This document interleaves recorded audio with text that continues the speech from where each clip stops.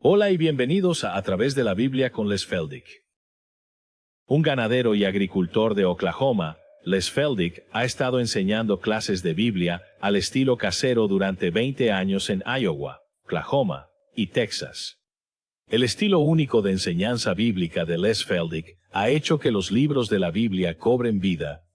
Cuando les está enseñando, es tan interesante que la gente dice que el tiempo parece volar. Y ahora, aquí está Les Feldick. Es bueno tenerlos a todos con nosotros. Ahora, esta es la cuarta media hora ya de esta tarde, y creo que vamos a terminar el libro de Romanos.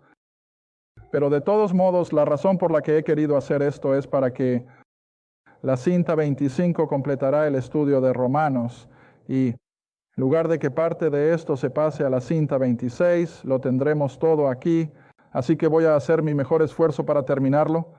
Ahora, hablando de cintas, por supuesto, siempre nos gusta recordar a nuestra audiencia de televisión que todos los programas pasados, desde Génesis 1 hasta el presente, están disponibles en cintas de video. Ponemos 12 programas en una cinta, 6 horas, y luego cada cinta de 12 horas ha sido transcrita en el texto que ves en la pantalla. Ahora, en la última media hora, les presenté a mi hijo mayor y su esposa, Janet, quien graba todo, pero su pequeño hijo, mi nieto, estaba afuera viendo otra televisión. Ya sabes, él pasa toda la semana con su abuelo. Lo tenemos de vuelta con nosotros esta vez. Ahí está, lo tenemos en la pantalla. Jesse es algo especial y estará tan emocionado de verse en la televisión. Está bien. Ahora volvamos a donde estábamos en Romanos 14.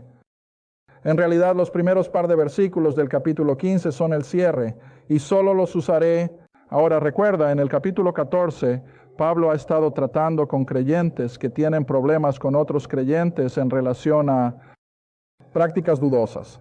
Ahora, no tiene que ser solo en comer carne ofrecida a ídolos, podría ser en el tema de la dieta, podría ser en el tema de las bebidas alcohólicas, podría ser en el tema de tantas cosas que no están necesariamente delineadas en las Escrituras, y entonces se convierte en la opción del creyente individual ante Dios sobre lo que puede y no puede hacer.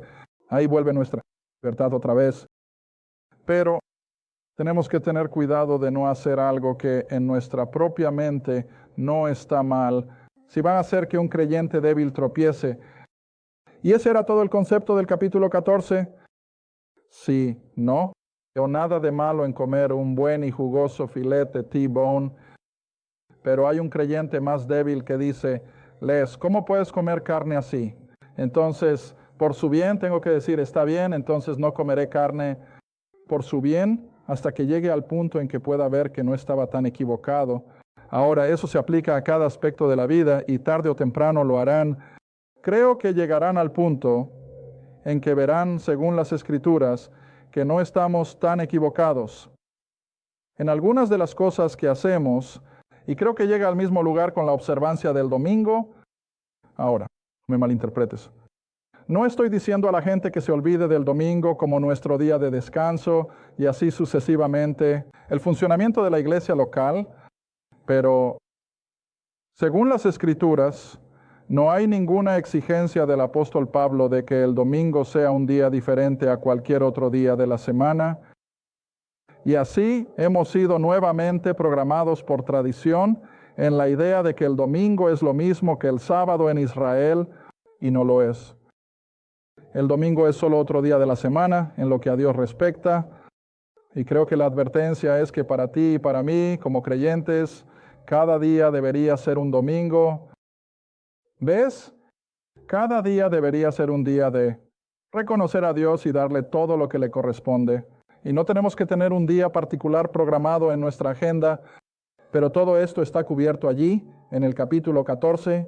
Puedes estudiar eso en casa y es todo autoexplicativo. Y luego él hace un resumen aquí en los primeros versículos del capítulo 15. Nosotros, los fuertes, aquellos de ustedes que han sido creyentes durante años, deberíamos soportar las debilidades de los débiles o las inseguridades de los creyentes más jóvenes. Ahora, cuando digo creyentes más jóvenes, pueden tener 70 años, pero solo han sido creyentes durante unos pocos años. Y así el creyente maduro tiene que tener en cuenta las ideas débiles de ese creyente más joven y no lo hagas tropezar. Está bien, sigamos leyendo. Debemos ceder ante las debilidades de los débiles, no para complacernos a nosotros mismos. Y luego llegamos a esa actitud de que no solo vamos a complacernos a nosotros mismos, sino a la persona que está a nuestro lado, que cada uno de nosotros complazca a su prójimo para su bien, para edificación, en otras palabras, para su crecimiento en la vida cristiana. Está bien, versículo 3, aquí viene Cristo como nuestro ejemplo principal, por supuesto, porque ni siquiera Cristo se complació a sí mismo. Pero como está escrito, los reproches de los que te reprochan cayeron sobre mí. En otras palabras, como señalamos en el último programa, ¿por qué murió Cristo? Porque amaba a la humanidad. Tuvo que morir para resolver el problema del pecado. Pero podría haberlo rechazado. Él podría haber dicho que no, pero no lo hizo y eligió por el bien de la humanidad, entonces, a partir de ese amor motivador, ir a la cruz y comprar nuestra salvación. Ahora, siempre me gusta usar el versículo 4 en varios otros estudios, y voy a enfocarme en él por un minuto ahora, porque todo lo que se escribió en el pasado. Ahora, como dije en el último programa, ¿quieres recordar? Así como Pablo escribió sus epístolas, no creo que los evangelios se hubieran escrito aún. Ciertamente no se habían reunido como escritura. Y así, cuando habla de las escrituras o de las cosas escritas en el pasado, ¿a qué se refiere? Antiguo Testamento. Así que lo que realmente está diciendo es que todas las cosas escritas en el Antiguo Testamento están escritas para nuestro aprendizaje. Ahora siempre me gusta aclarar donde temo haber sido malinterpretado. Alguien me dijo hace un tiempo que un pastor le dijo a esta persona, dijo, no escuchas a Lesfaldic, porque después de todo él dice que no debes leer los evangelios. Ahora sabes, nunca he dicho nada así, pero pueden distorsionar, ¿sabes? Y nunca le he dicho a nadie, no mires el Antiguo Testamento, no mires los evangelios, pero aquí está. Todo lo que se escribió antes de que Pablo escribiera es para el aprendizaje de los creyentes. Y diría lo mismo sobre los evangelios, claro. No hay doctrina de la iglesia en los evangelios, y no me disculpo por decirlo, pero eso no significa que no los estudiemos. Eso no significa que no hagamos aplicación. De hecho, siempre tengo el principal. ¿Recuerdas cuando Jesús estaba hablando con los 12 allá en las costas del norte de Galilea? Y probablemente vio la ciudad de Zafat, como la conocemos hoy, sentada allí, en esa ladera de la montaña, a 10, 15 millas de distancia. ¿Y qué les dijo a los discípulos? Como una ilustración perfecta, tú, al igual que esa ciudad en la colina, eres la luz del mundo. Ahora, ¿quién debía ser la luz del mundo según todas las promesas del Antiguo Testamento? Israel, el judío. Pero Israel rechazó esa oportunidad de convertirse en la luz del mundo. Entonces ahora, por aplicación, ¿quién es hoy la luz del mundo? Tú y yo como creyentes. Y así todavía podemos hacer la misma aplicación. Está en el siguiente versículo o en el anterior. Él usa la sal, o como un ejemplo. Ustedes, les dice a los 12, en referencia a la nación de Israel, son la sal, la tierra. Bueno, Israel rechazó ese papel. Entonces esta noche, hoy, ¿quién es la sal de la tierra? Bueno, tú y yo como creyentes absolutamente lo somos. De la misma manera, a lo largo de todos los relatos del Evangelio, podemos entrar y ver aplicaciones perfectas, aunque se habló a Israel, bajo la ley. Y así aquí es donde tenemos que tener cuidado. Pero ahora Pablo dice que todas estas cosas del Antiguo Testamento no fueron escritas para nuestra doctrina. No encontrarás gracia, salvación en el Antiguo Testamento. No encontrarás nada relacionado con el cuerpo de Cristo. No encontrarás nada relacionado con el rapto y todas estas cosas que son indicativas del cuerpo. Pero ¿eso significa que no estudiamos el Antiguo Testamento? De una manera. Vaya, todos saben cuánto me gusta enseñar Génesis. Vaya, podría enseñar Génesis año tras año porque todo tuvo sus comienzos allí. Y ahí es donde obtienes la base, incluso para lo que creemos como creyentes de la era de la gracia, ¿ves? ¿Está bien? Versículo 4, continuando, que nosotros, a través de la paciencia y el consuelo de las Escrituras, podamos tener esperanza. Recibí una pregunta del público de televisión hace un tiempo. Acababan de perder a un bebé de 7 días y la pregunta era, ¿volveremos a ver a ese pequeño? Y quiero algunas escrituras que te respalden. Bueno, vaya, ¿dónde crees que fui? Justo de vuelta, cuando David perdió a ese niño de Betsabé. ¿Y sabes cómo lloró por ese pequeño que murió? ¿Recuerdas? Y finalmente, David llegó a una conclusión. ¿Y cuál fue? No puedo traer de vuelta a ese niño, pero yo iré a él. Ahora ahí estaba la respuesta. Ese era un bebé de 7 días. ¿Estaba seguro? ¿Estaba en la presencia de Dios? Sí, porque ya sabes, David no habló de ir al infierno. David va a estar en el cielo. Y así, cuando podía pensar en ese niño de 7 días que acababa de perder tras el nacimiento de Betsabé, él va a ir a verlo de nuevo algún día. Está bien, ¿de dónde sacas eso? Antiguo Testamento. Era el primer verso en el que pude pensar, y así todas estas cosas que podemos extraer del Antiguo Testamento, aunque puede que no tengan las doctrinas para nuestra salvación, no encontrarás la enseñanza de que Cristo murió, fue sepultado y resucitó en el Antiguo Testamento. Por supuesto que no. Pero todas las semillas de eso están ahí y van hasta Génesis 3:15. Está bien, bueno, ahora entonces los voy a llevar hasta el verso 8. Capítulo 15, bajen hasta el verso 8. Ahora, digo, Pablo escribe por inspiración. Ahora, digo que Jesucristo fue un ministro de ¿qué pueblo? La circuncisión. Ahora, ¿quiénes son los pueblos de la circuncisión? Judíos. Así que pon esa palabra ahí. ¿No violará las Escrituras? Ahora digo que Jesucristo fue un ministro de los judíos por la verdad de Dios. ¿Con qué propósito? Para confirmar las promesas hechas a los padres, Abraham, Isaac y Jacob. ¿De qué está hablando? Bueno, aquí de nuevo me gustaría volver a Génesis 12. ¿Qué tenemos? Pacto abrahámico. Mira, veo que tus labios se mueven. ¿Ves? ¿Estás bien enseñado? El pacto abrahámico. ¿Y qué había en el pacto abrahámico? Que de este hombre, Abraham, vendría una nación de personas, y Dios lo pondría en un área geográfica de tierra, y luego un día él mismo, en la persona del Hijo, vendría y sería su Mesías, su Rey y el Redentor. Ahora, todo esto fue prometido allá en el Antiguo Testamento, ¿ves? Y así él fue el ministro para los judíos, primero y ante todo. ¿Recuerdas el versículo en Juan? Todos lo saben. Él vino a los suyos. ¿Quiénes eran los suyos? Judíos, Israel.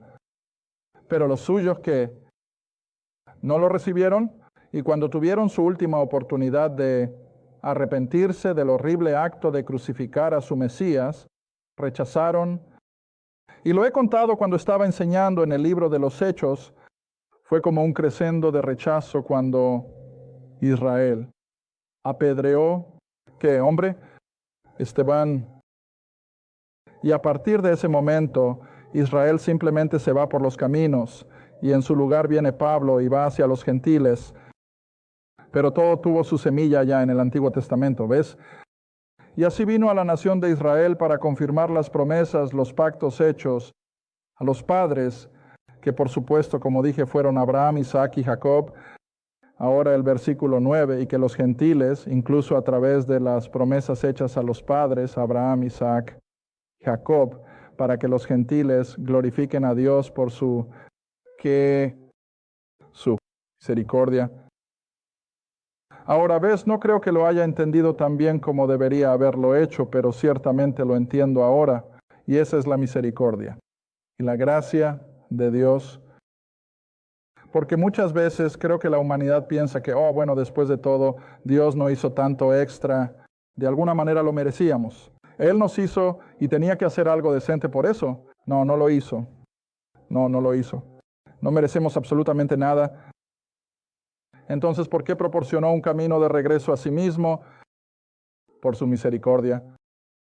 Y como he dicho tan a menudo en este programa, cuando Cristo murió allí en la cruz y tomó toda la ira de Dios por los pecados del mundo. No solo Dios derramó su ira, sino que también derramó su misericordia. ¿Ves? Y ya no tenemos que suplicar por misericordia. Ya se ha derramado todo, está ahí. Y todo lo que tenemos que hacer es apropiarlo por fe. ¿Está bien? Siguiendo leyendo. Verso 10 nuevamente dice, hablando del Antiguo Testamento, regocíjate, oh gentiles. Mira, aunque Dios estaba tratando principalmente con la nación de Israel, desde Abraham hasta que llegamos al libro de los Hechos, Dios no se olvidó de los gentiles. No pudo tratar con ellos hasta que Cristo fue a la cruz, por supuesto. Pero de nuevo no se ha olvidado. Y dice verso 11, nuevamente alaben al Señor todos ustedes gentiles. Alábenlo o ensálcenlo todos ustedes, pueblo. Y luego, el verso 12, todavía en el Antiguo Testamento, el libro de Isaías, habrá una raíz de Jesé. Ahora recuerda, Jesé era el padre de David. Cristo es considerado el hijo de David. Así que aquí está la conexión ahora, todo el camino de regreso desde Jesé, pasando por David y Salomón, y toda esa línea de reyes judíos. Habrá una raíz de Jesé, y él que se levantará hablando de Cristo para reinar sobre los gentiles. ¿Y en él confiarán los gentiles? Oh, nunca sucedió, pero va a suceder. Cuando Cristo establezca su reinado milenial, Él seguirá siendo el Rey de Reyes y Señor de Señores, no solo sobre Israel, sino sobre todo el mundo gentil. Y luego el verso 13, ahora el Dios de... ¿Cuál es esa siguiente palabra? ¿Esperanza? ¿Esperanza? Ahora, la esperanza en las Escrituras no es como cuando esperamos que llueva, pero la esperanza en las Escrituras es esa visión definitiva. El futuro que Dios va a cumplir. Esa es la esperanza. Y que ustedes puedan abundar en ese tipo de esperanza a través del poder del Espíritu Santo. Y luego Pablo comienza a hablar sobre su propio futuro y cómo anhela ir a Jerusalén, contrario a muchas cosas que le sucedieron que le decían que no debería ir. Sin embargo, tenía una pasión tan ardiente. El amor por su pueblo, los judíos, lo tiene tan decidido que aún va a regresar a Jerusalén. Está bien, verso 14, yo mismo también estoy persuadido de ustedes, hermanos míos, que ustedes también están llenos de bondad y llenos de todo conocimiento, capaces también de amonestarse unos a otros. Ahora recuerda a quién le está escribiendo. Les está escribiendo a los creyentes en la ciudad de Roma, que son principalmente gentiles. Sin embargo, versículo 15, hermanos, les he escrito con más valentía, de alguna manera recordándoles por la gracia. Ahora, esa es la palabra principal en el vocabulario de Pablo, la gracia, la gracia, la gracia de Dios. Y la ofrenda de los gentiles podría ser aceptable, siendo santificada por el Espíritu Santo. Versículo 17, por lo tanto, en todo lugar donde pueda, me glorío a través de Jesucristo en aquellas cosas que pertenecen a Dios, porque no me atrevería a hablar de ninguna de esas cosas que Cristo no ha hecho por medio de mí, para hacer que los gentiles sean obedientes por palabra y obra. Me gustaría seguir avanzando porque quiero tener al menos unos momentos para comentar sobre el capítulo 16. Ahora, al llegar al versículo 24, el apóstol ha estado constantemente esperando el día que no solo se detendría en Roma, sino que también iría hacia el oeste a España. Y eso es lo que tiene aquí. Siempre que emprenda mi viaje a España, iré a verlos, es decir, a los creyentes en Roma, porque confío en verlos en mi viaje y que ustedes me acompañen en el camino hacia allá, si primero me lleno de su compañía. Pero ahora, ¿a dónde voy primero y ante todo? A Jerusalén. Ahora ven, Pablo no tenía idea que terminaría yendo a Roma por la ruta de prisionero. Él no tenía idea de eso en absoluto, pero él está decidido a ir primero a Jerusalén para ministrar a los santos, es decir, a los judíos creyentes allí en Jerusalén. Y luego versículo 26, porque les agradó los de Macedonia y Acaya hacer una cierta contribución para los pobres santos que estaban en Jerusalén. Ahora, leí un relato el otro día y me dio una perspectiva completamente nueva sobre algunas de estas cosas.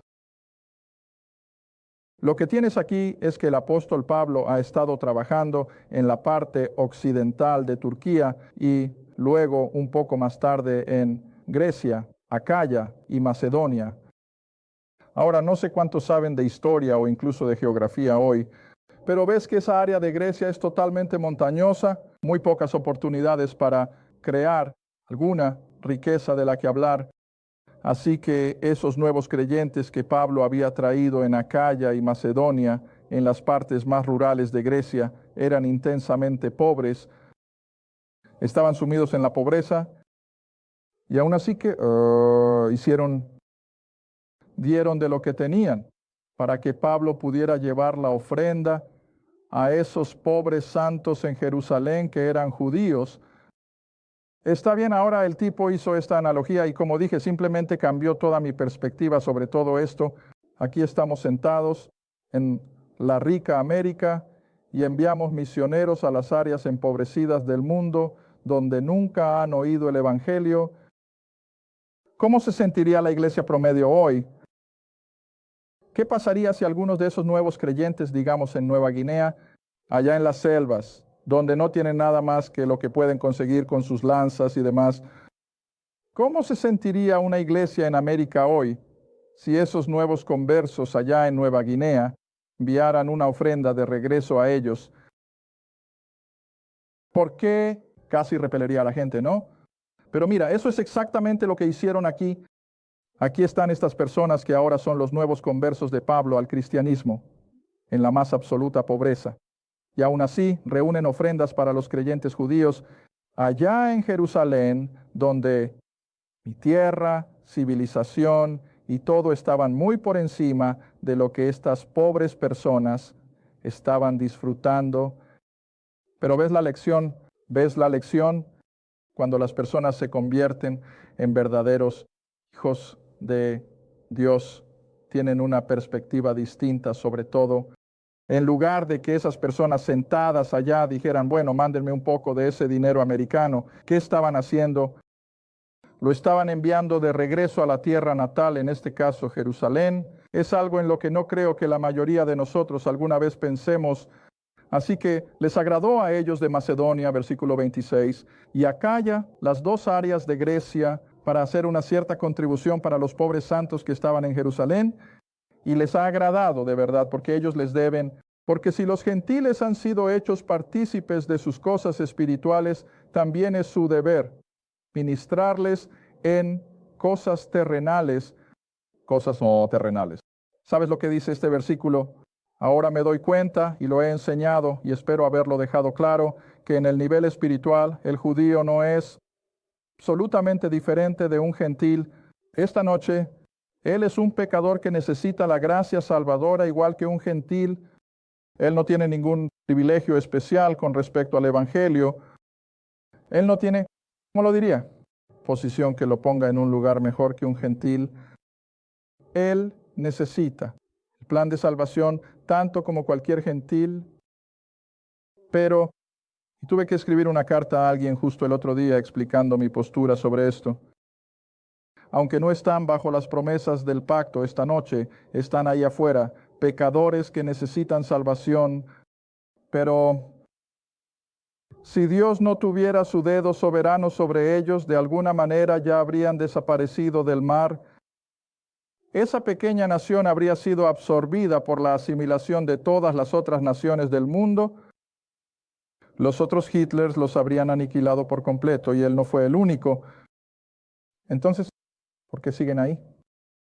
Porque Dios ha vigilado soberanamente y sobre ellos. Sabes, tengo una foto en casa que realmente atesoro. Nuestros hijos eran pequeños y estaban en la orilla del mar, jugando justo al borde del agua. Y a menudo pienso, Dios mío, ¿cómo pudimos haber sido tan tontos? No deberíamos haber estado tan lejos de ellos. Pero tomé una foto de Iris mientras estaba sentada allí mirando a esos 3 niños pequeños. Y es exactamente de la misma manera. Ahí estaba ella, observando cada movimiento que hacían, y me imagino que estaba lista para saltar si de repente uno de ellos caía al agua o algo así. Pero es exactamente eso lo que Dios está haciendo con Israel. Oh, están por su cuenta, pero Él los está vigilando como un halcón y los ha llevado a través de todo. y escucha, él tiene que hacerlo por este joven judío que ve mi programa en Hollywood y es un ortodoxo, está bajo la enseñanza de un rabino. Y él hizo mi punto. Él dijo, no se atreven a evangelizar a todos los judíos. ¿No puedes convertirnos a todos en cristianos? Me dejó un poco en shock y yo dije, ¿y por qué no? Porque él dijo que no quedaría ningún judío para cumplir la profecía. ¿Y no es eso tan cierto? La nación de Israel tiene que estar allí en incredulidad. Tienen que estar en la tierra para que Dios pueda consumar esos 7 años de tribulación. Y si cada judío fuera cristiano y cada judío fuera un creyente y ocurriera el rapto, ¿qué quedaría? Bueno, nadie.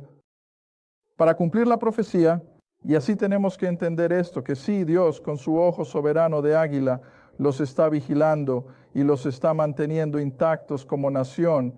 ¿De dónde en el mundo vendrían los 144,000 si no quedara ningún judío? Tienes que tener 12,000 de cada una de las 12 tribus para cumplir esa profecía. Jeremías 31 dice que el sol caería de su lugar en los cielos si Israel dejara de ser una nación. El sol, la luna y las estrellas dejarían de brillar, dice, si Israel deja de existir. Y así tienen que quedarse allí.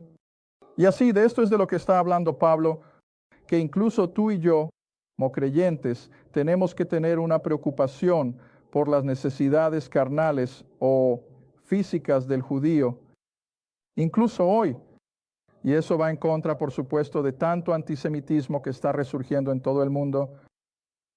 Bueno, de todos modos, en los pocos minutos que nos quedan, Pablo ahora entra en el capítulo 16, y no hay mucha doctrina en este capítulo, a menos que quieras considerar el papel de las mujeres en el servicio cristiano como doctrinal, y supongo que sí lo es. Y ya sabes, he escuchado a Pablo criticado a lo largo de los años. Recuerdo cuando todavía vivíamos en Iowa, un grupo de feministas en la universidad estaba haciendo todo lo posible para sacar todas las Biblias del campus. Por la simple razón de que Pablo era tan antifeminista, bueno, benditos sean, son tan ignorantes. Puedo decir eso porque, verás, eso fue hace 25 años. Eran tan ignorantes. No hay ningún hombre en las Escrituras que dé más elogios a la mujer que el apóstol Pablo. Creo que en este capítulo 16 de Romanos hay al menos 8 mujeres que Pablo enumera que fueron fundamentales en ayudarlo en el ministerio.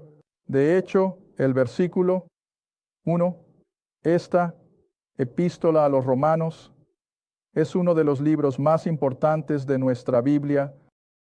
¿Sabes que eso fue confiado a una mujer para llevarlo a donde se suponía que debía ir?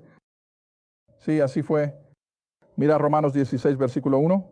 Yo recomiendo, dice Pablo, a ustedes a Febe, nuestra hermana, que es una sierva de las iglesias de esa centuria.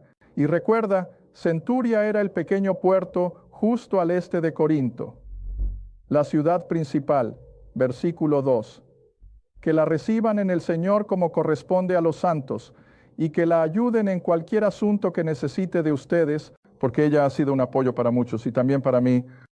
En otras palabras, ¿qué hace Pablo? Él envía esta tremenda epístola a los romanos desde Corinto a la iglesia romana a través de esta mujer que conocemos como Febe, probablemente una mujer de negocios, pero él confió esto a una mujer. Y a lo largo de todo el capítulo, él elogia una y otra vez a las mujeres. ¿Quién lo ayudó mucho? ¿El ministerio?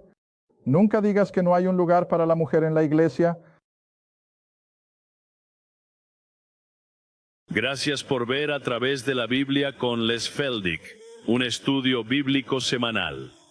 Si deseas más información sobre los ministerios de Les Feldick, un estudio bíblico en tu área, o sobre este programa, escribe a Les Feldick Ministries. Ruta 1, Box 760, Quinta, Oklahoma 74852. Esa es la Ruta 1, Caja 760, Quinta, Oklahoma 74552. A través de la Biblia con Les Feldick es apoyado por los espectadores y tu donación es apreciada. Gracias y asegúrate de sintonizar la próxima vez. Por A Través de la Biblia con Les Feldick